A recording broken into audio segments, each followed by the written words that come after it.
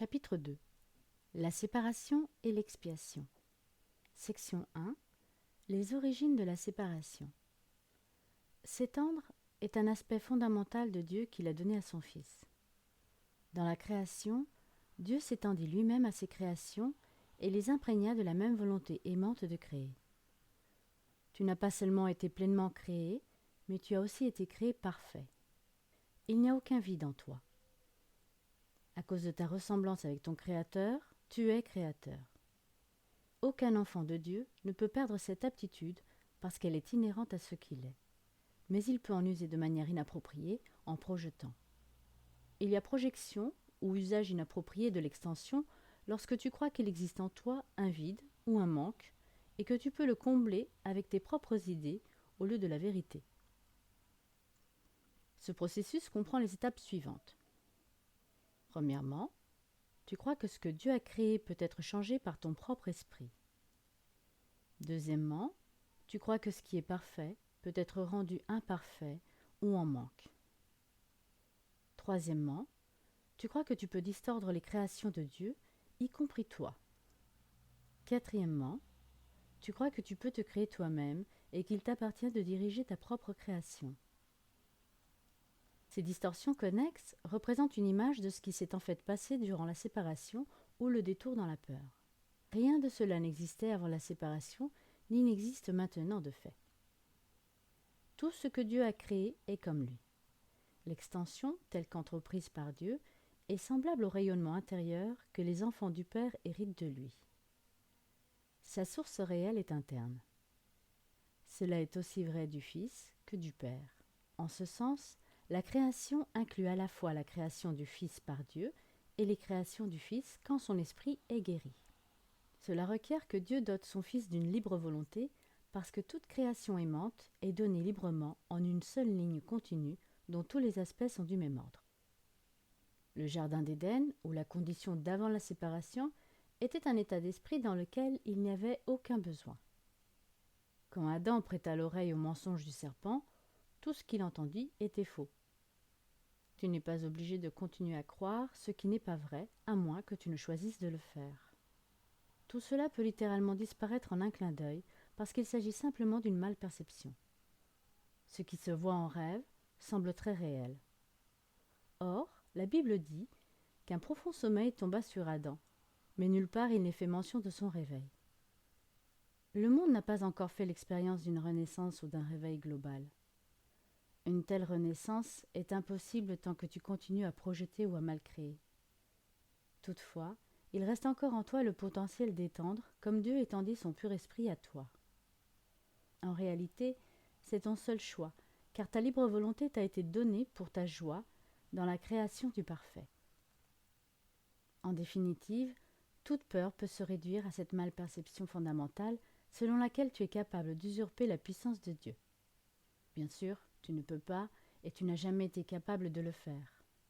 Voilà la base réelle de ton évasion de la peur. L'évasion est amenée par ton acceptation de l'expiation qui te permet de te rendre compte que tes erreurs ne se sont jamais réellement produites. C'est seulement après que le profond sommeil fut tombé sur Adam qu'il put faire des cauchemars. Si une lumière est allumée soudainement pendant que quelqu'un fait un rêve apeurant, il se peut tout d'abord qu'il interprète la lumière comme faisant partie de son rêve et qu'il en ait peur. Au réveil, toutefois, la lumière est correctement perçue comme étant sa délivrance du rêve auquel plus aucune réalité n'est alors accordée. Cette délivrance ne dépend pas des illusions. La connaissance qui illumine ne te rend pas seulement libre, elle te montre aussi clairement que tu es libre. Quels que soient les mensonges auxquels tu peux croire, le miracle ne s'en soucie pas, qui peut tous les guérir avec la même facilité. Il ne fait pas de distinction entre les malperceptions. Son seul souci est de distinguer entre la vérité d'une part et l'erreur d'autre part. Certains miracles peuvent sembler être plus immenses que d'autres, mais souviens-toi du premier principe de secours. Il n'y a pas d'ordre de difficulté dans les miracles. En réalité, tu es parfaitement inaffecté par toutes les expressions du manque d'amour. Celles-ci peuvent être de toi comme d'autrui, de toi envers autrui, ou d'autrui envers toi. La paix est un attribut en toi. Tu ne peux pas la trouver au dehors. La maladie est une forme de quête extérieure. La santé est la paix intérieure. Elle te permet de rester inébranlé face au manque d'amour venant du dehors et capable, par ton acceptation des miracles, de corriger les conditions qui procèdent du manque d'amour en autrui. Section 2. L'expiation comme défense. Tu peux faire tout ce que je demande. Je t'ai demandé de faire des miracles, et je t'ai expliqué que les miracles étaient naturels, correctifs, guérissants et universels. Il n'est rien qu'ils ne puissent faire, mais ils ne peuvent être accomplis dans un esprit de doute ou de peur. Quand tu as peur de quoi que ce soit, tu reconnais à cette chose le pouvoir de te blesser. Souviens-toi que là où est ton cœur, là aussi est ton trésor. Tu crois en ce que tu estimes ? Quand tu as peur, tu estimes mal. Alors, ton intelligence inévitablement estimera mal, et en dotant toutes tes pensées d'un pouvoir égal, détruira inévitablement ta paix. C'est pourquoi la Bible parle de la paix de Dieu qui surpasse toute intelligence. Cette paix est totalement incapable d'être ébranlée par quelque erreur que ce soit. Elle nie à tout ce qui n'est pas de Dieu la capacité de t'affecter. Voilà le bon usage du déni. Il n'est pas utilisé pour cacher quoi que ce soit, mais pour corriger l'erreur. Il porte toute erreur à la lumière, et puisqu'erreur et ténèbres sont la même chose, il corrige l'erreur automatiquement. Le véritable déni est un puissant mécanisme de protection. Tu peux et tu devrais nier toute croyance voulant que l'erreur peut te blesser. Ce genre de déni n'est pas une dissimulation, mais une correction. Ton esprit juste en dépend. Le déni de l'erreur est une solide défense de la vérité, mais du déni de la vérité résulte la malcréation, les projections de l'ego. Au service de l'esprit juste, le déni de l'erreur libère l'esprit et rétablit la liberté de la volonté. Quand la volonté est vraiment libre, elle ne peut mal créer parce qu'elle ne reconnaît que la vérité. Tu peux défendre la vérité aussi bien que l'erreur. Les moyens sont plus faciles à comprendre une fois que la valeur du but est fermement établie. La question est de savoir à quoi ils servent. Chacun défend son trésor et fait cela automatiquement. Les vraies questions sont: quel est ton trésor et à quel point est-il précieux ? Quand tu auras appris à considérer ces questions et à les rapporter à toutes tes actions, tu auras peu de difficultés à clarifier les moyens. Les moyens sont disponibles à ta demande. Tu peux toutefois gagner du temps si tu ne prolonges pas indûment cette étape. Elle sera réduite incommensurablement si le point de mire est le bon. L'expiation est la seule défense qui ne peut pas être utilisée de manière destructrice, parce que ce n'est pas un mécanisme que tu as fait. Le principe de l'expiation était en vigueur bien avant que l'expiation n'ait commencé. Le principe était l'amour, et l'expiation était un acte d'amour. Les actes n'étaient pas nécessaires avant la séparation, parce que la croyance en l'espace et le temps n'existaient pas. Ce n'est qu'après la séparation que l'expiation et les conditions nécessaires à son accomplissement ont été planifiées. Il fallait alors une défense si formidable qu'elle ne pouvait pas être mal utilisée, bien qu'elle puisse être refusée. Toutefois, le refus ne pouvait pas la changer en arme pour l'attaque, caractéristique inhérente aux autres défenses. L'expiation devient ainsi la seule défense qui ne soit pas un glaive à deux tranchants. Elle peut seulement guérir. L'expiation fut intégrée dans la croyance espace-temps pour mettre une limite aux besoins de cette même croyance et pour finalement compléter l'apprentissage. L'expiation est l'ultime leçon. L'apprentissage lui-même est temporaire, comme les salles de classe où il a lieu. L'aptitude à apprendre n'a aucune valeur quand le changement n'est plus nécessaire. Ceux qui sont éternellement créateurs n'ont rien à apprendre. Tu peux apprendre à améliorer tes perceptions et tu peux sans cesse devenir un meilleur apprenant. Cela te mettra en accord de plus en plus étroit avec la fiabilité. Mais la fiabilité est elle-même une création parfaite et la perfection n'est pas une question de degré. C'est seulement en tant qu'il y a croyance dans les différences qu'apprendre est signifiant. L'évolution est un processus dans lequel tu sembles passer d'un degré à l'autre. Tu corriges tes faux pas précédents en allant de l'avant. En fait, ce processus est incompréhensible en fonction du temps, puisque tu retournes lorsque tu avances. L'expiation est le mécanisme par lequel tu peux te libérer du passé en avançant. Elle défait tes erreurs passées, t'évitant ainsi d'avoir constamment à revenir sur tes pas sans approcher de ton retour. En ce sens, l'expiation fait gagner du temps, mais comme le miracle qu'elle sert, elle ne l'abolit pas. Tant qu'il y a besoin d'expiation, il y a besoin de temps. Mais l'expiation en tant que plan complété a un rapport unique avec le temps. Jusqu'à ce que l'expiation soit complète, ces différentes phases se dérouleront dans le temps, mais l'expiation tout entière se tient à la fin du temps. Alors, le pont du retour est construit. L'expiation est un engagement total. Tu penses peut-être encore que cela est associé à une perte. C'est une erreur que font tous les fils séparés de Dieu, d'une façon ou d'une autre. Il est difficile de croire que la meilleure défense soit celle qui ne peut attaquer. C'est ce que signifie « les doux hériteront la terre ». Ils en prendront littéralement possession à cause de leur force. Une défense à double sens est faible intrinsèquement, précisément parce qu'elle a deux tranchants et qu'elle peut se retourner contre toi à l'improviste. Cette possibilité ne peut pas être contrôlée, sauf par les miracles. Le miracle tourne la défense de l'expiation à ta réelle protection. Et alors que tu te sens de plus en plus sécurisé, te connaissant toi-même à la fois comme frère et comme fils, tu assumes ton talent naturel qui est de protéger les autres. Section 3. L'autel de Dieu.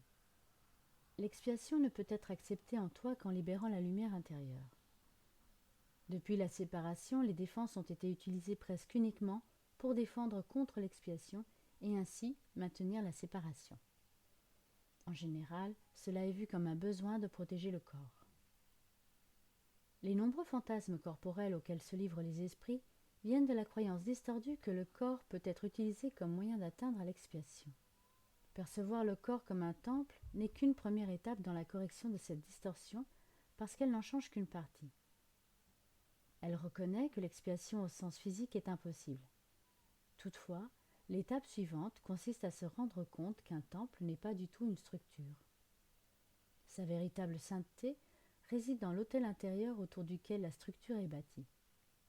L'importance accordée aux belles structures est un signe de la peur de l'expiation et l'un désir d'atteindre l'autel même. L'œil physique ne peut pas voir la réelle beauté du temple. Par contre, la vue spirituelle ne peut pas du tout voir la structure parce que c'est une vision parfaite. Toutefois, elle peut voir l'autel d'une manière parfaitement claire. Pour être parfaitement efficace, l'expiation a sa place au centre de l'autel intérieur où elle défait la séparation et rétablit l'entièreté de l'esprit. Avant la séparation, l'esprit était invulnérable à la peur parce que la peur n'existait pas. La séparation et la peur sont toutes deux des malcréations qui doivent être défaites pour la restauration du temple et pour l'ouverture de l'autel afin d'y recevoir l'expiation. Cela guérit la séparation en plaçant en toi la seule défense efficace contre toute pensée de séparation, te rendant parfaitement invulnérable. L'acceptation de l'expiation par chacun n'est qu'une affaire de temps. Cela peut paraître contredire la libre volonté parce que la décision finale est inévitable, mais il n'en est rien. Tu peux temporiser et tu es capable d'une énorme procrastination, mais tu ne peux pas quitter entièrement ton Créateur qui a fixé des limites à ton aptitude à mal créer. Une volonté emprisonnée engendre une situation qui, à l'extrême, devient tout à fait intolérable. La tolérance à la douleur peut être grande, mais elle n'est pas sans limite. Tôt ou tard, chacun finit par reconnaître, même très vaguement, qu'il doit y avoir une meilleure voie. En s'affirmant, cette reconnaissance devient un tournant. À la fin, cela réveille à nouveau la vision spirituelle, tout en diminuant l'investissement en la vue physique. Cet investissement alternant dans les deux niveaux de perception est ressenti habituellement comme un conflit, qui peut devenir très aigu, mais l'issue est aussi certaine que Dieu. La vision spirituelle ne peut pas voir l'erreur littéralement et ne cherche à voir que l'expiation. Toutes les solutions que recherche l'œil physique se dissolvent. La vision spirituelle regarde à l'intérieur et reconnaît immédiatement que l'autel a été profané et qu'il a besoin d'être réparé et protégé. Parfaitement consciente de la défense juste, elle passe outre toutes les autres et regarde passer l'erreur vers la vérité. À cause de la force de sa vision, elle met l'esprit à son service. Cela rétablit le pouvoir de l'esprit et le rend de plus en plus incapable de tolérer le retard, car il se rend compte que celui-ci ne fait qu'ajouter une douleur inutile. En conséquence, l'esprit devient de plus en plus sensible à ce qu'il aurait considéré autrefois comme l'intrusion de très légers malaises. Les enfants de Dieu ont droit au parfait bien-être qui provient d'une confiance parfaite. Tant qu'ils n'ont pas accompli cela, ils se gaspillent eux-mêmes et gaspillent leur véritable pouvoir créateur en de vaines tentatives pour arriver à un plus grand bien-être par des moyens inappropriés. Mais les vrais moyens leur sont déjà fournis, qui ne comportent absolument aucun effort de leur part. L'expiation est le seul don digne d'être offert à l'autel de Dieu, à cause de la valeur de l'autel même. Il fut créé parfait, et il est entièrement digne de recevoir la perfection. Dieu et ses créations sont complètement interdépendants. Il dépend d'elles parce qu'il les a créées parfaites. Il leur a donné sa paix pour qu'elles ne puissent pas être ébranlées et ne puissent pas être trompées. Chaque fois que tu as peur, tu es trompé, et ton esprit ne peut pas servir le Saint-Esprit. Cela t'affame en te niant ton pain quotidien. Dieu est seul sans ses fils, et ils sont seuls sans lui. Ils doivent apprendre à regarder le monde comme un moyen de guérir la séparation. L'expiation est la garantie qu'ils finiront par y parvenir. Section 4. La guérison comme délivrance de la peur. Mettons maintenant l'accent sur la guérison. Le miracle est le moyen, l'expiation est le principe et la guérison est le résultat. Parler du miracle de la guérison, c'est combiner de façon inappropriée deux ordres de réalité. La guérison n'est pas un miracle. L'expiation, ou l'ultime miracle, est un remède, et toute guérison est un résultat. Le genre d'erreur auquel s'applique l'expiation n'importe pas. Essentiellement, toute guérison est délivrance de la peur. Pour entreprendre cela, tu ne peux pas toi-même avoir peur. Tu ne comprends pas la guérison à cause de ta propre peur. Une étape majeure dans le plan de l'expiation est de défaire l'erreur à tous les niveaux. La maladie, ou la non-justesse d'esprit, est le résultat d'une confusion de niveaux, parce qu'elle entraîne toujours la croyance que ce qui ne va pas à un niveau peut en affecter un autre défavorablement. Nous avons parlé des miracles comme du moyen de corriger la confusion de niveaux, car toutes les erreurs doivent être corrigées au niveau où elles se produisent. Seul l'esprit est capable d'erreur. Le corps ne peut agir faussement qu'en réaction à une pensée fausse. Le corps ne peut pas créer, et c'est la croyance qui le peut, une erreur fondamentale qui produit tous les symptômes physiques. La maladie physique représente une croyance en la magie. Toute la distorsion qui a fait la magie repose sur la croyance qu'il y a dans la matière une faculté créatrice que l'esprit ne peut contrôler. Cette erreur peut prendre deux formes. Il est possible de croire que l'esprit peut mal créer dans le corps, ou bien que le corps peut mal créer dans l'esprit. Lorsqu'il est bien compris que l'esprit, seul niveau de création, ne peut pas créer au-delà de lui-même, ni l'un ni l'autre type de confusion n'a plus besoin de se produire. Seul l'esprit peut créer parce que le pur esprit a déjà été créé, et le corps est un mécanisme d'apprentissage pour l'esprit. Les mécanismes d'apprentissage ne sont pas en eux-mêmes des leçons. Leur but est simplement de faciliter l'apprentissage. Le pire que puisse faire l'usage erroné d'un mécanisme d'apprentissage, c'est de manquer de faciliter l'apprentissage. Mais il n'a pas en soi le pouvoir d'introduire des erreurs d'apprentissage proprement dites. Lorsqu'il est bien compris, le corps a ceci de commun avec l'expiation qu'il est invulnérable à toute application à deux tranchants. Ce n'est pas parce que le corps est un miracle, mais parce qu'en lui-même il ne prête pas à la mésinterprétation. Le corps fait simplement partie de ton expérience dans le monde physique. Ses aptitudes peuvent être et sont fréquemment surestimées. Toutefois, il est presque impossible de nier son existence en ce monde. Ceux qui le font se livrent à une forme de déni particulièrement indigne. Ici, le terme indigne suggère simplement qu'il n'est pas nécessaire de protéger l'esprit en niant ce qui n'est pas de l'esprit. Si l'on nie cet aspect regrettable du pouvoir de l'esprit, on nie aussi le pouvoir lui-même. Tous les moyens matériels que tu acceptes comme remède contre les maladies du corps sont des réaffirmations de principes magiques. C'est le premier pas dans la croyance que le corps fait sa propre maladie. C'est un deuxième faux pas que de tenter de le guérir par des agents non créateurs. Toutefois, il ne s'ensuit pas qu'il est mal d'utiliser ces agents à des fins correctives. Parfois, la maladie a une prise suffisamment forte sur l'esprit pour rendre une personne temporairement inaccessible à l'expiation. Dans ce cas, il peut être sage d'utiliser une approche de l'esprit et du corps qui représente un compromis en donnant croyance temporairement à l'action guérissante de quelque chose d'extérieur. Ceci parce que la dernière chose qui puisse aider ceux qui ne sont pas dans l'esprit juste, ou les malades, est une augmentation de la peur. Ils sont déjà dans un état affaibli par la peur. S'ils étaient prématurément exposés à un miracle, ils pourraient être saisis de panique. C'est ce qui risque d'arriver lorsqu'une perception sans dessus-dessous a induit la croyance que les miracles sont effrayants. Ce n'est pas dans la manière dont elle s'exprime que réside la valeur de l'expiation. En fait, Si elle est utilisée véritablement, elle s'exprimera inévitablement de la façon qui pourra le plus aider le receveur. Cela signifie qu'un miracle, pour atteindre sa pleine efficacité, doit être exprimé dans un langage que le bénéficiaire peut comprendre sans peur.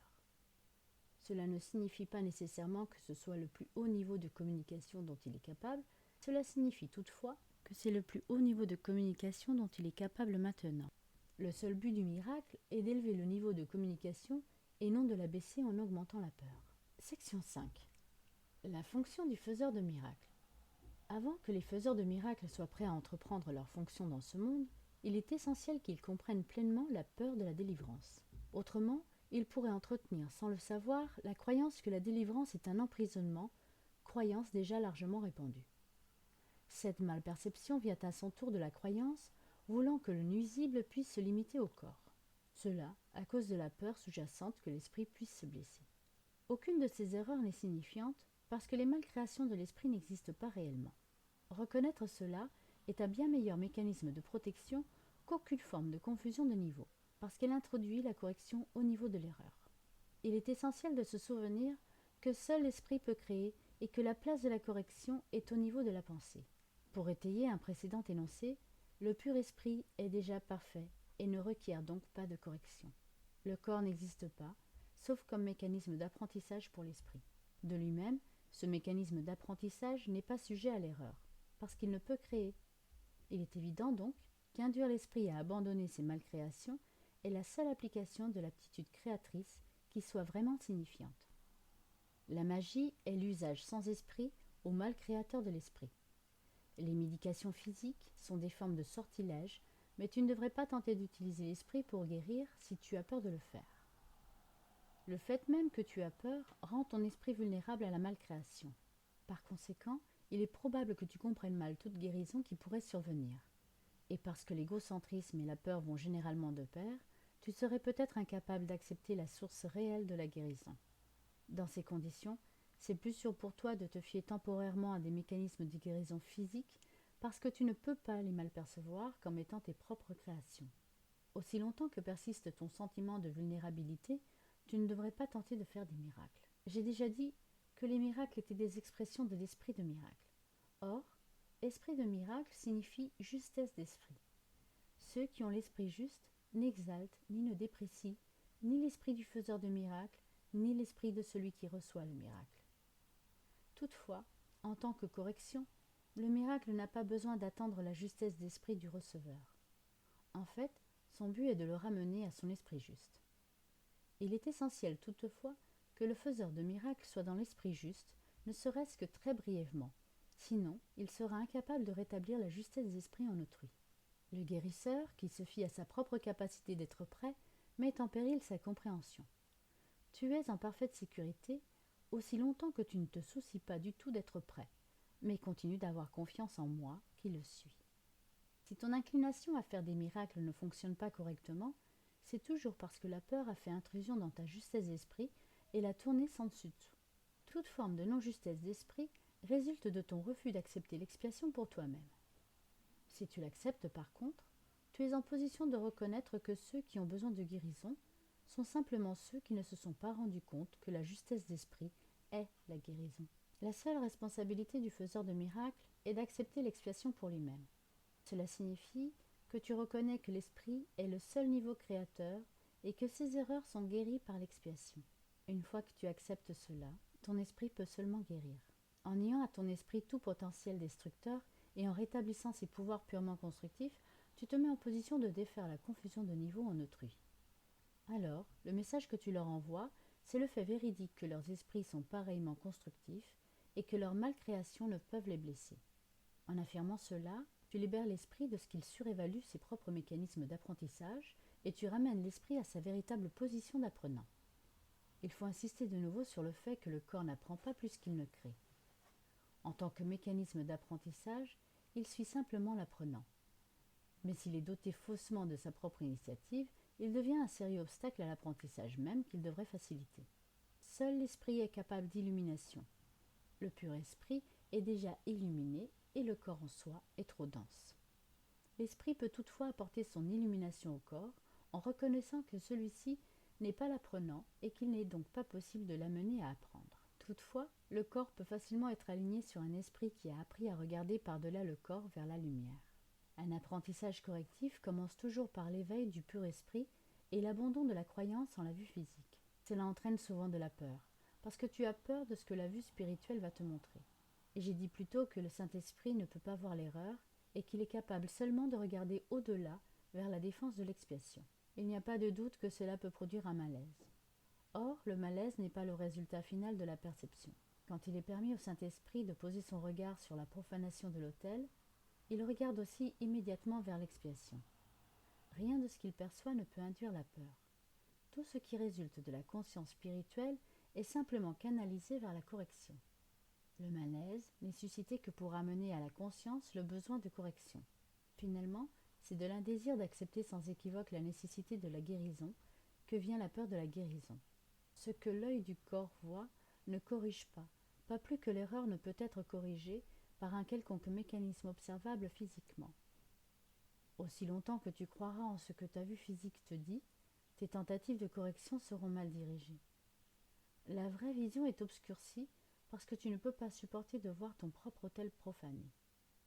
Mais puisque l'autel a été profané, ton état devient doublement dangereux, à moins qu'il ne soit perçu. La guérison est une aptitude qui s'est développée après la séparation, avant quoi elle n'était pas nécessaire. Comme tous les aspects de la croyance dans l'espace et le temps, elle est temporaire. Toutefois, aussi longtemps que le temps persiste, il est besoin de la guérison comme moyen de protection. Car la guérison repose sur la charité, et la charité est une façon de percevoir la perfection d'autrui, même si tu ne peux pas la percevoir en toi-même. La plupart des concepts plus élevés dont tu es capable maintenant dépendent du temps. La charité est en fait un reflet plus faible d'un amour qui embrasse tout, beaucoup plus puissant, et qui va bien au-delà de n'importe quelle forme de charité que tu es présentement capable de concevoir. Dans le sens limité, où elle peut être atteinte maintenant, la charité est essentielle à la justesse d'esprit. La charité est une façon de regarder quelqu'un d'autre comme s'il avait déjà dépassé de beaucoup ce qu'il a effectivement accompli dans le temps. Puisque sa propre pensée est erronée, il ne peut pas voir l'expiation pour lui-même. Sinon, il n'aurait pas besoin de charité. La charité qui lui est accordée reconnaît à la fois qu'il a besoin d'aide et qu'il acceptera. Ces deux perceptions impliquent clairement qu'elles dépendent du temps, ce qui montre bien que la charité se situe encore dans les limites de ce monde. J'ai dit plutôt que seule la révélation transcende le temps. Le miracle, comme expression de charité, ne peut que l'abréger. Il faut comprendre toutefois que chaque fois que tu offres un miracle à un autre, tu abrèges votre souffrance à tous les deux. Cette correction s'exerce à la fois rétroactivement et progressivement. Principe particulier des faiseurs de miracles. Petit 1. Le miracle abolit le besoin de préoccupation d'ordre inférieur. Comme c'est un intervalle de temps hors du temps, les considérations ordinaires de temps et d'espace ne s'appliquent pas. Quand tu fais un miracle, j'arrange à la fois l'espace et le temps pour qu'ils s'y ajustent. Petit 2. Il est essentiel de faire clairement la distinction entre ce qui est créé et ce qui est fait. Toutes les formes de guérison reposent sur cette correction fondamentale dans la perception des niveaux. Petit 3. Ne confonds jamais justesse d'esprit et fausseté d'esprit. Répondre à toute forme d'erreur par n'importe quoi, sauf un désir de guérir, est une expression de cette confusion. Petit 4. Le miracle est toujours un déni de cette erreur et une affirmation de la vérité. Seule la justesse d'esprit peut corriger d'une façon qui ait quelque effet réel. D'une manière pragmatique, ce qui n'a pas d'effet réel n'a pas d'existence réelle. Son effet, donc, est le vide. Étant son contenu substantiel, il se prête à la projection. Petit 5. Le miracle a un pouvoir d'ajustement des niveaux qui induit la juste perception pour la guérison. Tant que cela ne s'est pas produit, il n'est pas possible de comprendre la guérison. Le pardon est un geste vide, à moins qu'il entraîne la correction. Sans elle, il ne fait essentiellement que juger plutôt que de guérir. Petit 6. Le pardon accordé dans un esprit de miracle n'est que correction. Il ne contient absolument aucun élément de jugement. La phrase « Père, pardonne-leur, car ils ne savent ce qu'ils font » n'évalue aucunement ce qu'ils font. C'est un appel à Dieu pour qu'il guérisse leurs esprits. Il n'est pas fait mention des conséquences de l'erreur, cela n'importe pas. Petit 7.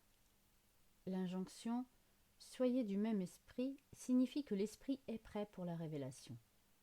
Ma requête « Faites ceci en mémoire de moi » est un appel à la coopération des faiseurs de miracles.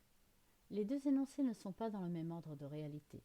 Seul le second comporte une conscience du temps, puisque ce souvenir rappelle le passé dans le présent. Le temps est sous ma direction, mais l'intemporel appartient à Dieu. Dans le temps, nous existons les uns pour et avec les autres. Dans l'intemporel, nous coexistons avec Dieu. Petit 8. Tu peux faire beaucoup pour ta propre guérison et pour celle d'autrui si, dans une situation qui demande de l'aide, tu y penses ainsi. Je ne suis ici que pour aider véritablement. Je suis ici pour représenter celui qui m'a envoyé. Je n'ai à m'inquiéter ni de ce que je dirai, ni de ce que je ferai, car celui qui m'a envoyé va me diriger. Je suis content d'être là où il souhaite que je sois, connaissant qu'il y va avec moi. Je serai guéri en le laissant m'enseigner à guérir. Section 7. Peur et conflit. Avoir peur semble être involontaire, quelque chose dont le contrôle t'échappe. Or, j'ai déjà dit que seuls les actes constructifs devraient être involontaires. Mon contrôle peut prendre en charge tout ce qui n'a pas d'importance, et je peux, en te guidant, diriger tout ce qui en a, si tel est ton choix. La peur ne peut pas être contrôlée par moi, mais elle peut être contrôlée par toi. La peur m'empêche de te donner mon contrôle. La présence de la peur montre que tu as élevé des pensées de corps au niveau de l'esprit. Cela les soustrait à mon contrôle et t'en fait sentir personnellement responsable. Cela est une confusion évidente de niveau. Je n'encourage pas la confusion de niveau, mais tu dois choisir de la corriger. Tu n'excuserais pas une conduite insaine de ta part en disant que tu n'y pouvais rien. Pourquoi excuserais-tu une façon de penser insane? Il y a là une confusion que tu ferais bien de regarder clairement. Peut-être crois-tu être responsable de ce que tu fais, mais point de ce que tu penses. La vérité, c'est que tu es responsable de ce que tu penses parce que c'est seulement à ce niveau que tu peux choisir. Ce que tu fais vient de ce que tu penses. Tu ne peux pas te séparer de la vérité en donnant l'autonomie au comportement. Cela est contrôlé par moi automatiquement dès l'instant que tu me laisses guider ce que tu penses. Chaque fois que tu as peur, c'est le signe certain que tu as permis à ton esprit de mal créer et que tu ne m'as pas permis de le guider. Il est futile de croire que de contrôler les conséquences de la pensée fausse puisse mener à la guérison. Quand tu as peur, tu as fait le mauvais choix. Voilà pourquoi tu t'en sens responsable. Ce n'est pas de conduite mais d'esprit qu'il te faut changer. Et ça, c'est affaire de désir. Tu n'as pas besoin d'être guidé, sauf au niveau de l'esprit. La correction n'a sa place qu'au niveau où le changement est possible. Le changement ne signifie rien au niveau du symptôme où il ne peut pas opérer. La correction de la peur est ta responsabilité. Quand tu demandes à être délivré de la peur, tu donnes à entendre que ce ne l'est pas. Plutôt, tu devrais demander de l'aide dans les conditions qui ont amené la peur. Ces conditions entraînent toujours un désir d'être séparé. À ce niveau, tu peux faire quelque chose. Tu es bien trop tolérant à l'égard des vagabondages de l'esprit et tu excuses passivement ces malcréations. Le résultat particulier n'a pas d'importance, mais l'erreur fondamentale en a. La correction est toujours la même. Avant de choisir de faire quoi que ce soit, demande-moi si ton choix est en accord avec le mien. Si tu es certain qu'il l'est, il n'y aura aucune peur. La peur est toujours un signe de tension et elle surgit chaque fois que ce que tu veux est en conflit avec ce que tu fais. Cette situation se présente de deux façons. Premièrement, tu peux choisir de faire des choses qui sont en conflit, soit simultanément, soit successivement. Cela produit une conduite conflictuelle qui t'est intolérable parce que la partie de ton esprit qui veut faire autre chose est outragée. Deuxièmement, tu peux te conduire comme tu penses devoir le faire, mais sans le vouloir entièrement. Cela produit une conduite cohérente, mais entraîne une grande tension. Dans les deux cas, l'esprit et la conduite sont en désaccord et il en résulte une situation dans laquelle tu fais ce que tu ne veux pas entièrement faire. Cela fait naître un sentiment de contrainte qui produit généralement de la rage et il est vraisemblable que la projection s'ensuive. Chaque fois qu'il y a peur, c'est que tu ne t'es pas décidé. Ton esprit est donc divisé et ta conduite, inévitablement, devient erratique. Se corriger au niveau de la conduite peut faire passer l'erreur du premier au second type, mais cela n'oblitérera pas la peur. Il est possible d'atteindre un état dans lequel tu amènes ton esprit sous ma direction sans effort conscient. Mais cela suppose un désir que tu n'as pas encore développé. Le Saint-Esprit ne peut pas demander plus que ce que tu es désireux de faire. La force de faire vient de ta décision indivisée. Faire la volonté de Dieu n'implique aucun effort dès lors que tu reconnais que c'est aussi la tienne. La leçon est tout à fait simple ici, mais il est particulièrement facile de passer par-dessus. Je vais donc la répéter en te priant instamment d'écouter. Seul ton esprit peut produire la peur. Il le fait chaque fois qu'il est divisé sur ce qu'il veut, ce qui, inévitablement, devient source de tension parce qu'il y a désaccord entre vouloir et faire. Cela ne peut être corrigé qu'en acceptant un but unifié. Pour défaire l'erreur, la première étape correctrice consiste à connaître d'abord que le conflit est une expression de la peur. Dis-toi que tu as dû d'une façon ou d'une autre choisir de ne pas aimer, sinon la peur n'aurait pas pu surgir. Alors le processus de correction tout entier devient rien de plus qu'une série d'étapes pragmatiques dans le processus plus vaste d'acceptation de l'expiation comme remède. Ces étapes peuvent se résumer de la façon suivante. Connais d'abord que cela est la peur. La peur surgit du manque d'amour. Le seul remède au manque d'amour est l'amour parfait. L'amour parfait est l'expiation. J'ai insisté sur le fait que le miracle ou l'expression de l'expiation est toujours un signe de respect des dignes aux dignes. La reconnaissance de cette dignité est rétablie par l'expiation. Alors, il est évident que quand tu as peur, tu t'es placé dans une position où tu as besoin de l'expiation. Tu as fait quelque chose qui est sans amour, ayant choisi sans amour. Telle est précisément la situation pour laquelle l'expiation fut offerte. C'est le besoin du remède qui en inspira l'établissement. Aussi longtemps que tu ne reconnais que le besoin du remède, tu continues à avoir peur. Toutefois, dès l'instant que tu acceptes le remède, tu as aboli la peur. C'est ainsi que la véritable guérison se produit. Tout le monde ressent de la peur. Il suffirait pourtant d'un tout petit peu de justesse de pensée pour comprendre pourquoi la peur se produit. Rares sont ceux qui apprécient la puissance réelle de l'esprit et nul n'en reste pleinement conscient tout le temps. Toutefois, si tu espères t'épargner la peur, il y a certaines choses dont tu dois te rendre compte et pleinement compte. L'esprit est très puissant et jamais il ne perd sa force créatrice. Il ne dort jamais. Il crée à chaque instant. Il est difficile de reconnaître que pensées et croyances combinées font lever une vague si puissante qu'elle peut littéralement transporter des montagnes. À première vue, il paraît arrogant de te croire doté d'un tel pouvoir, mais ce n'est pas la vraie raison pourquoi tu n'y crois pas. Tu préfères croire que tes pensées ne peuvent pas exercer une influence réelle parce qu'en fait tu en as peur.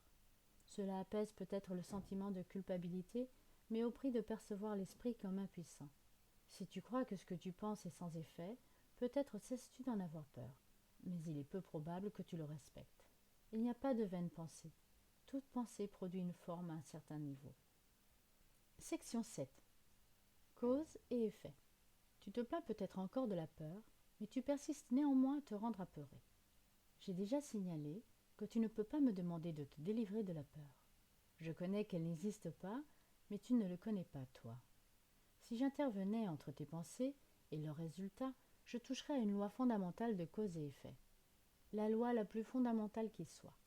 Je ne t'aiderais guère si je dépréciais le pouvoir de ta propre pensée. Cela serait en opposition directe avec le but de secours.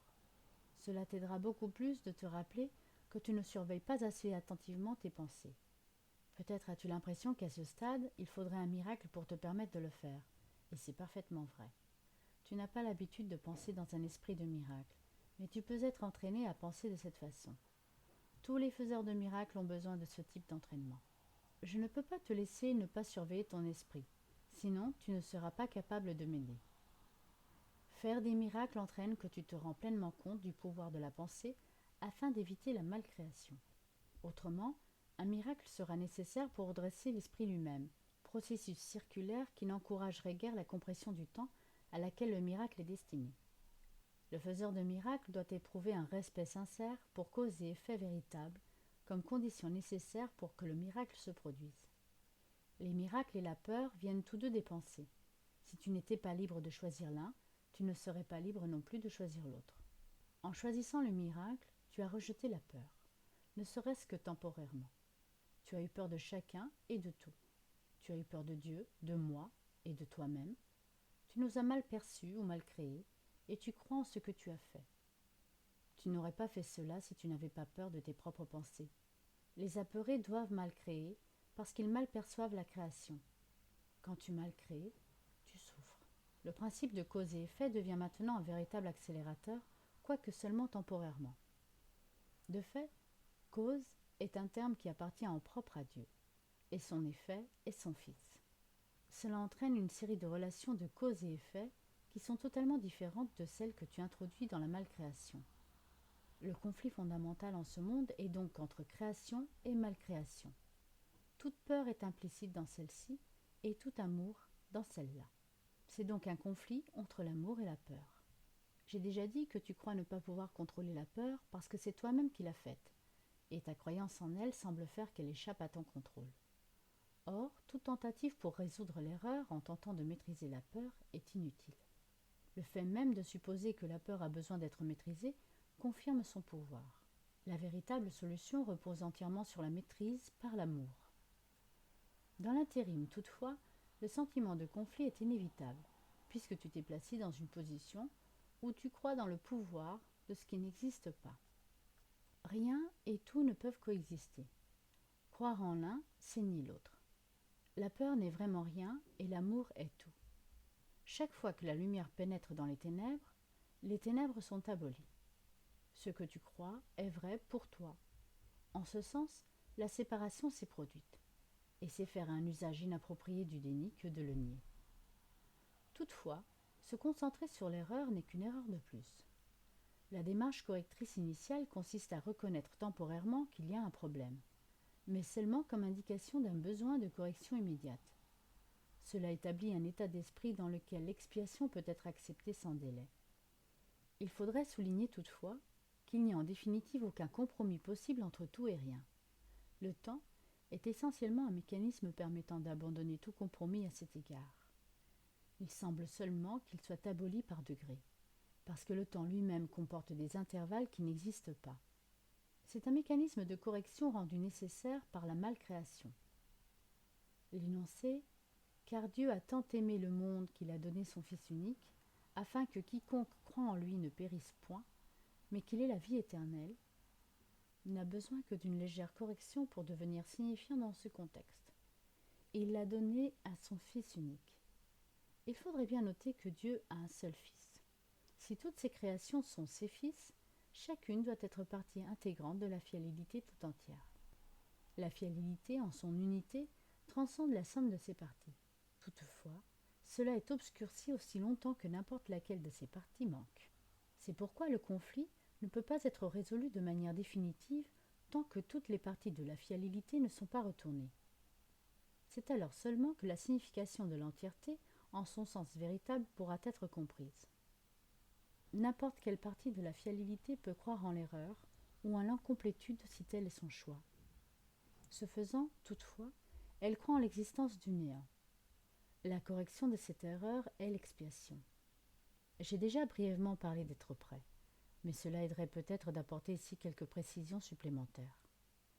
Être prêt n'est que le préalable de l'accomplissement. Il ne faudrait pas confondre les deux.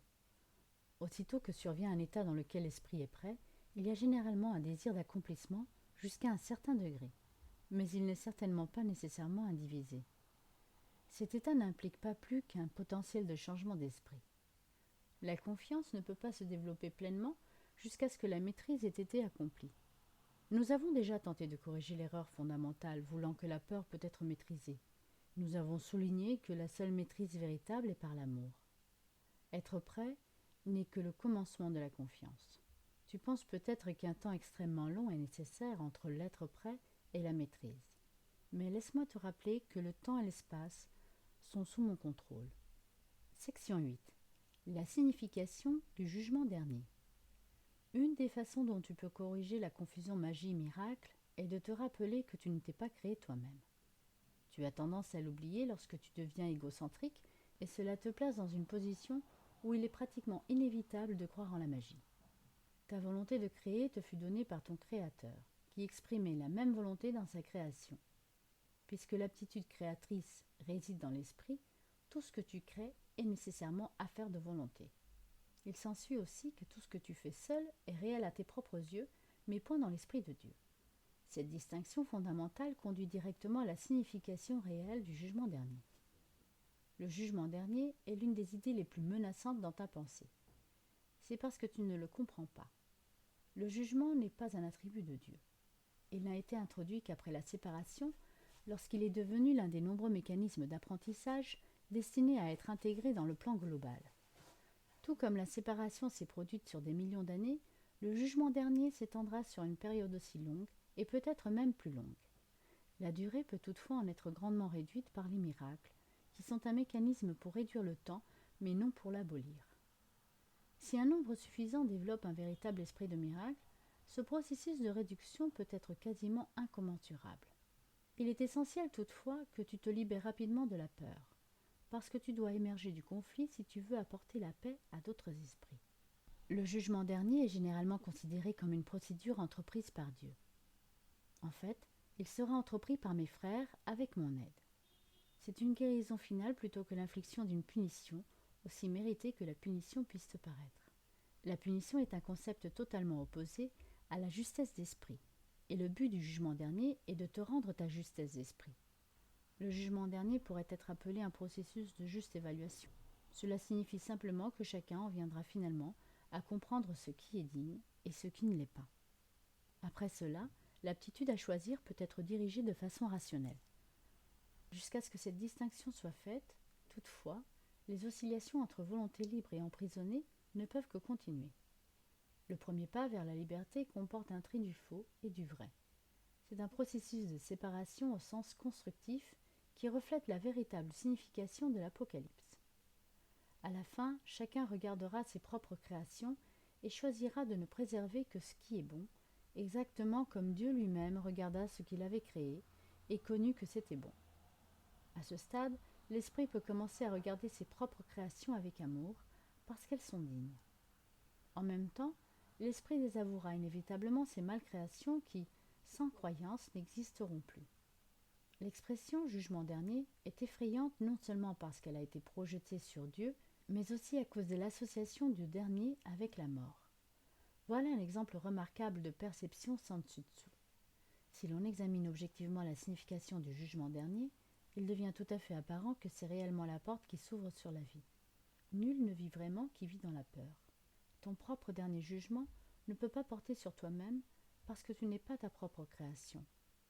Tu peux toutefois l'appliquer de façon signifiante et à tout moment à tout ce que tu as fait et ne garder dans ta mémoire que ce qui est créatif et bon. C'est ce que ta justesse d'esprit ne peut manquer de te dicter. Le seul but du temps, c'est de te donner du temps pour accomplir ce jugement. C'est ton propre jugement parfait sur tes propres créations parfaites. Quand tout ce que tu retiens est digne d'amour, il n'y a pas de raison pour que la peur reste avec toi.